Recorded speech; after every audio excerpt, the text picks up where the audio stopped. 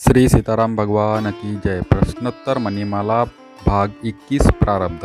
प्रश्न 10, जब प्रारब्ध के अनुसार दुख भोगना ही पड़ता है तो फिर दान, मंत्र, अनुष्ठान आदि का क्या उपयोग हुआ? उत्तर, जैसे किसी व्यक्ति को कैद होती है तो वह जुर्माना यानी रुपए देकर कैद की अवधि कम करा सकता है अथवा कैद से छूट भी सकता है। ऐसे ही मनुष्य मंत्र आदि उपाय करके प्रारब्ध के भोग को क्षीण कर सकता है। प्रश्न 11, क्या भगवत कृपा से प्रारब्ध का नाश हो सकता है? उत्तर, हाँ हो सकता है। इसीलिए आर्तभाव से प्रार्थना करने पर परिस्थिति बदल जाती है, कष्ट दूर हो जाता है। प्रश्न 12, भोजन किया तो भूख मिटना फल हुआ, फिर शौच गए तो यह कर्म का फल भी कर्म हुआ। अतः मनुष्य जो कुछ करता है प्रारब्ध के अनुसार ही करता है, पुरुषार्थ से कुछ नहीं होता, सब प्रारब्ध से ही होता है। क्या यह ठीक है? उत्तर, कर्म का फल कभी कर्म होता ही नहीं, प्रत्युत भोग होता है।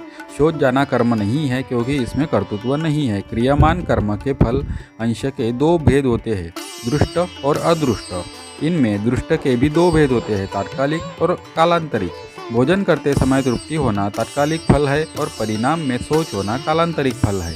प्रारब्ध का फल भोग है, कर्म नहीं। अगर कर्म का फल भी कर्म होगा तो कर्मों का अंत कभी आएगा ही नहीं, कर्म बंधन से मुक्ति होगी ही नहीं, जो अनवस्था दोष है।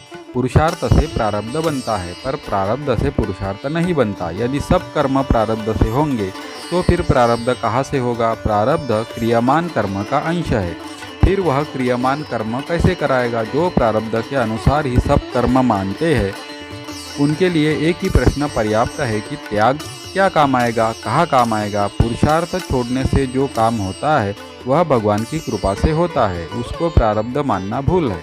अपना पुरुषार्थ सर्वथा छोड़ना शरणागति है। शरणागत का काम भगवान की कृपा से होता है।